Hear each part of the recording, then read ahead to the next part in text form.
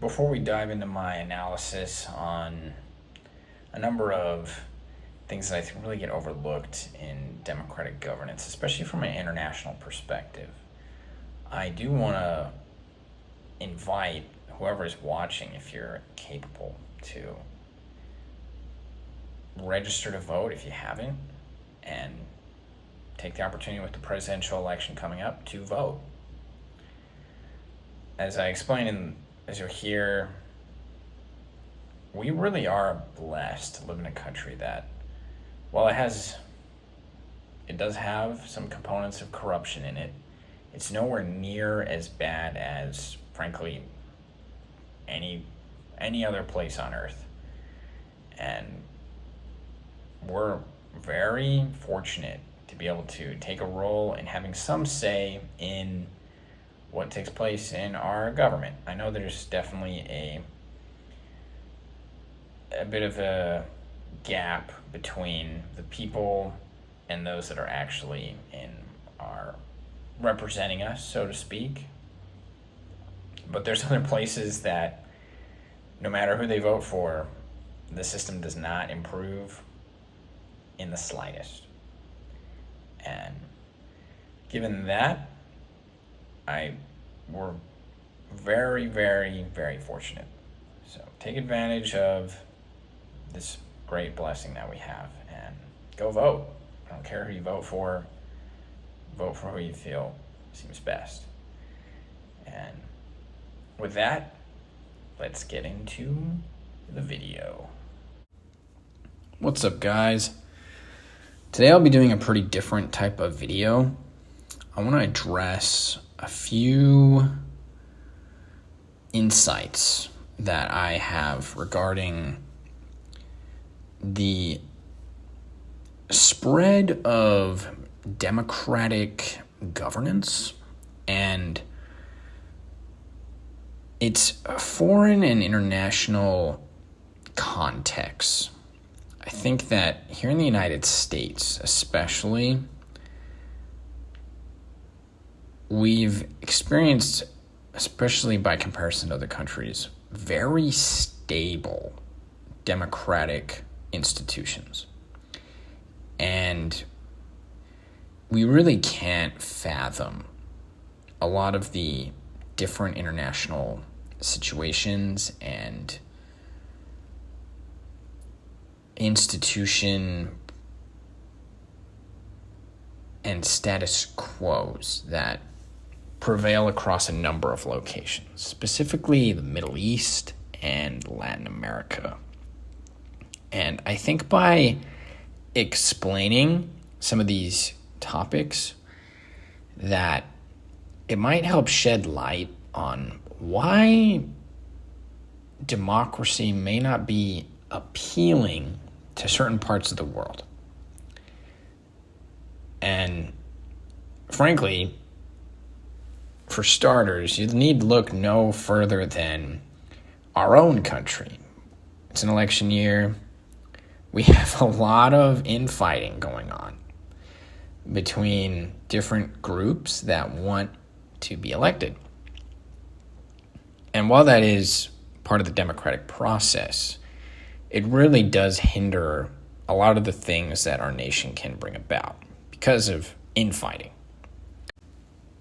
In the context of that, I think that really sheds some light on some countries that are not democratic right now, and they may see the lack of efficiency that democracies tend to experience in that regard. And that's only in the United States. And we're much more stable than a number of other locations.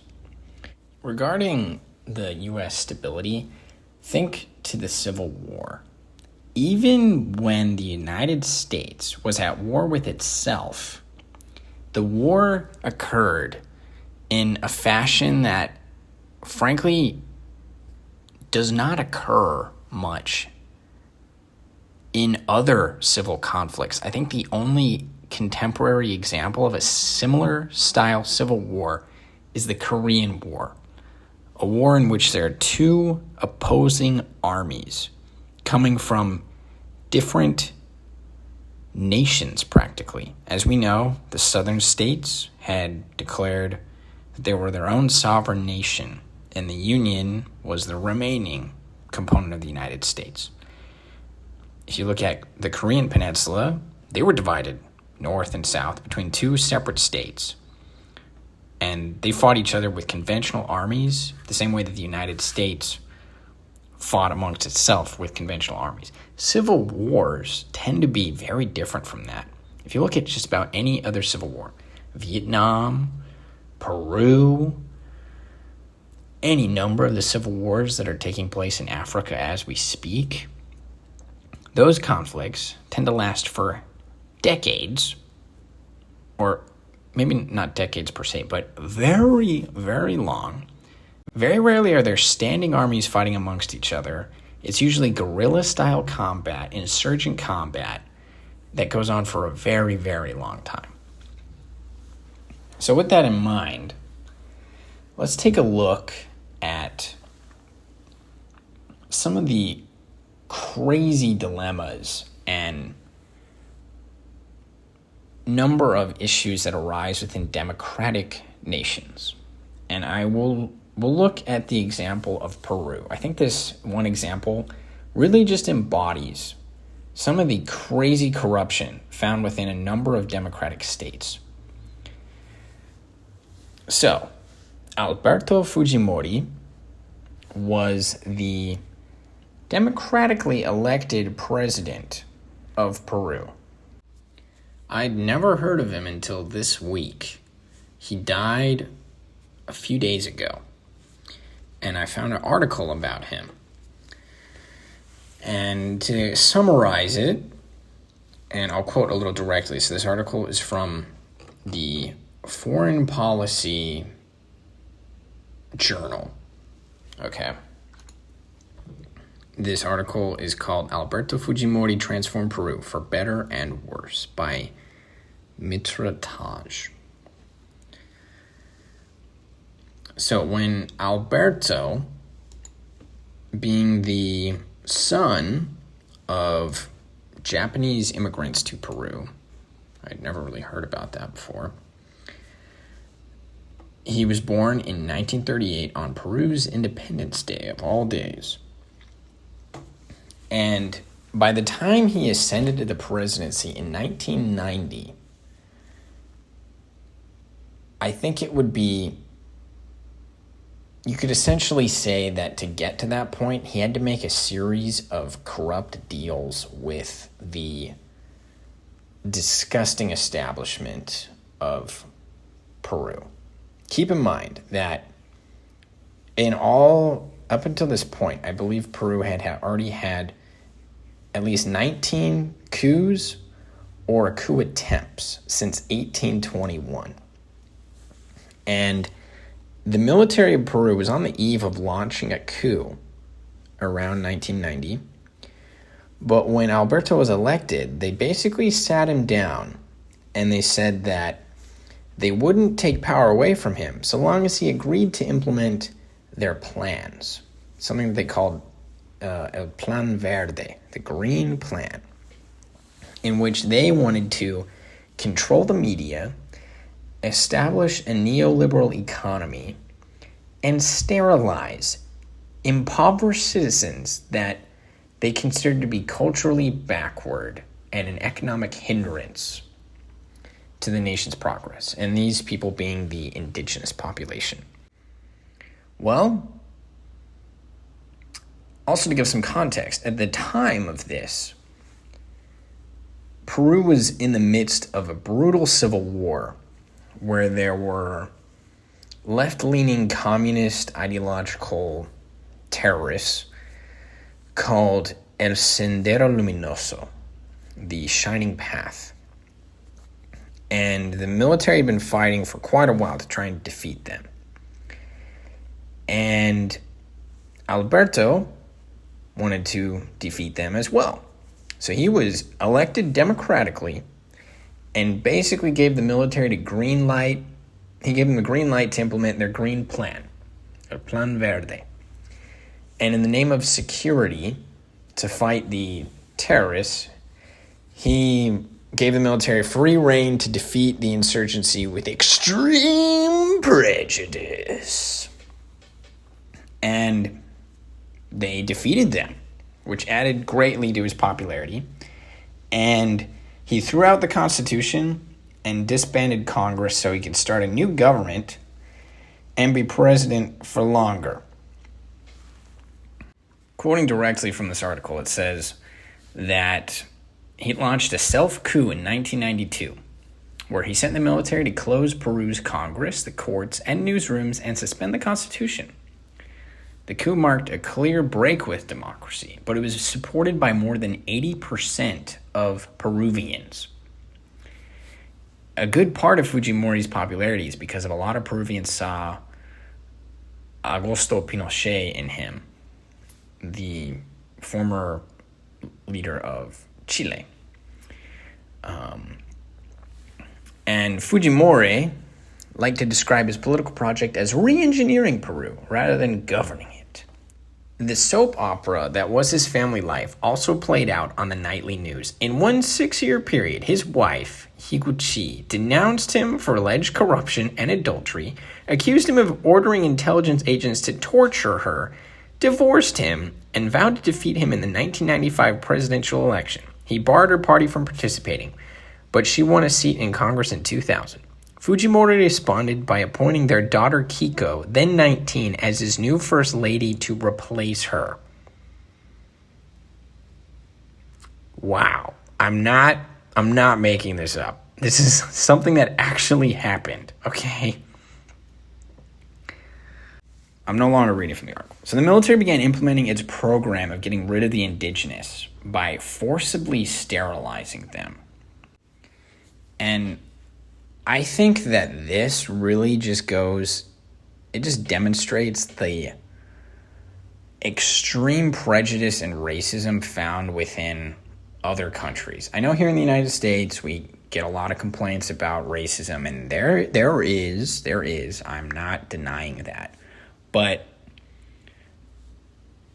if anyone will move abroad and experience the extreme contention and tension amongst other nations, they'll see that racism abroad is frankly unfathomable.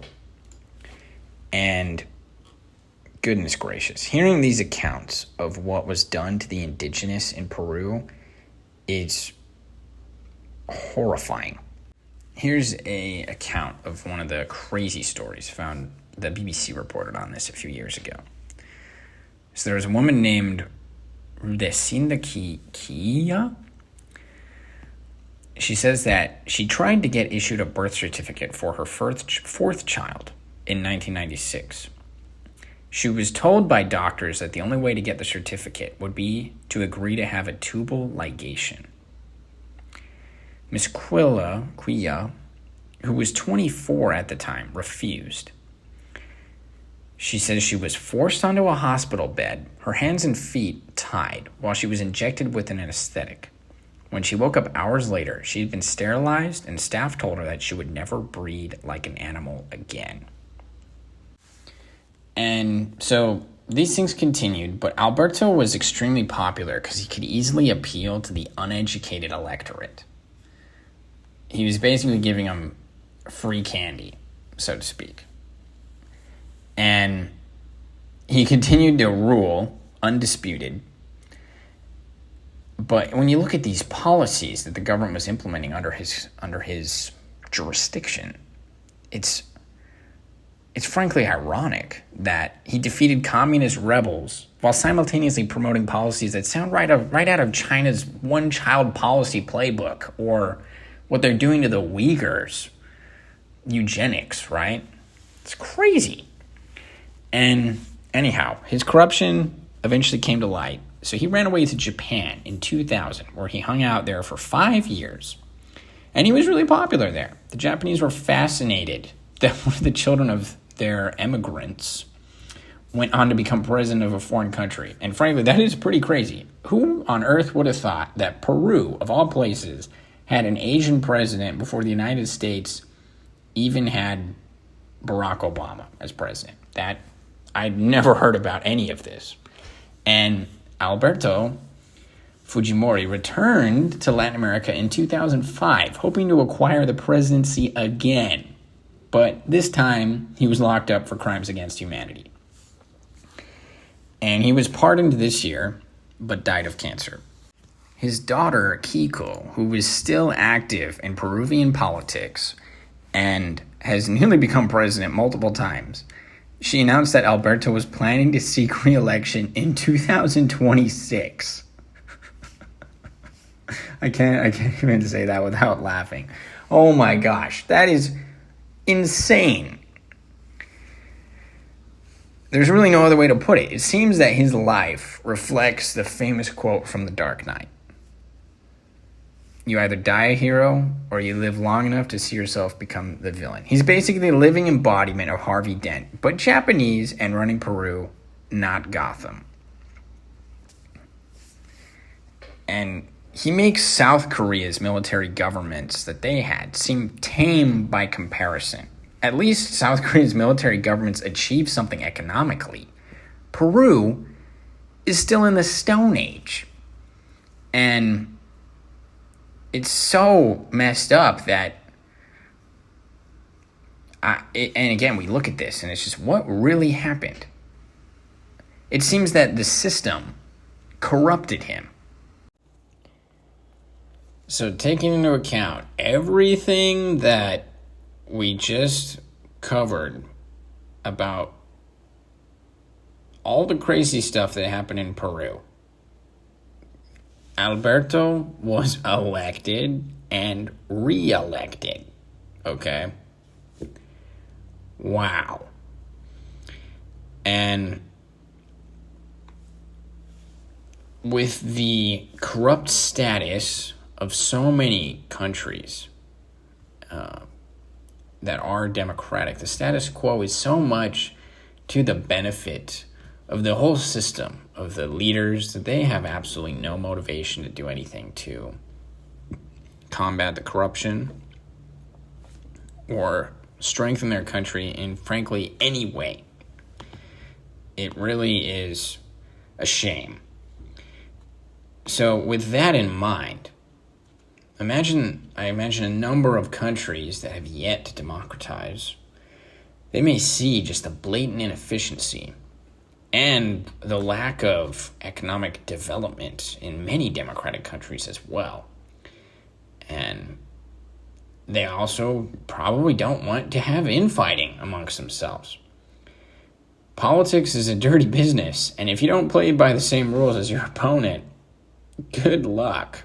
Often it seems that politicians are trying to practically trick people into voting for them. It's really crazy. It's really crazy. Again, we're very lucky that in the United States, our corruption is much more under control, but it still is there. And the most blatant examples of corruption we can visibly notice in the U.S. is our conduct with a number of foreign countries due to the strength of their lobbies. Lobbying is the purest form of corruption, I would say, that we witness in the United States. And it's definitely caused us a lot of problems. That is the most blatant evidence of corruption in the United States. And unfortunately, it tends to affect people that live abroad. And along those same lines, democracy can really only run well if the population is educated. And many people cannot fathom the lack of education that dominates a number of regions across the globe, which is really something we don't really have much experience or reference for. And then you have the whole notion of, maybe you've heard this in class, it's called the democratic peace. It's this notion that democracies don't fight wars with each other, and that if democracy spreads, there will be less warfare. And that argument is largely flawed because it really is mostly just a U.S. imperialist peace, or it's a peace whereby nations that are democratic have been compelled to cater to the hegemon. The United States had a position of hegemony and has always held a position of hegemony amongst democratic states. And despite a number of countries in Latin America being democratic in some form, despite the corruption, the United States, or better said, components of the United States government never had a problem backing coups that upended democracy in democratic countries. Just because democracies do not fight wars with each other per se, that doesn't necessarily mean that they are free of conflict within with one another. And also, people can be easily confused and manipulated. And war is often the desire of people. So if democratic government is representing the wants of the people, and for whatever reason they want conflict, well, then they'll get conflict. That's happened a number of times. And for my final notion, or something I've thought deeply about, is that yes, I've noted a number of flaws in the democratic process. Look no further than Mr. Beats' videos. He tried to contact every congressman and every senator, and it did not go so well. There really is a divide between the people and those that are supposed to represent us. But for all the good things that democracy does bring about, and here in America, we firmly believe that democratic governance is the best form of governance. We've never known anything different, whereas much of the other parts of the world have experienced different styles of governance. And as good as democracy may be, we need to keep in mind that it originated in the West. And a number of portions of the world, especially the Middle East, have a very complicated relationship with the West. They were imperialized, they were colonized, fought wars, the list goes on. They have a complicated relationship with the West. And from their perspective, they've had enough of the West. If they suddenly adopt democratic principles, which are Western, then to them, they're opening themselves up for neo-imperialism and neo-colonialism, a new era of what they've already been through.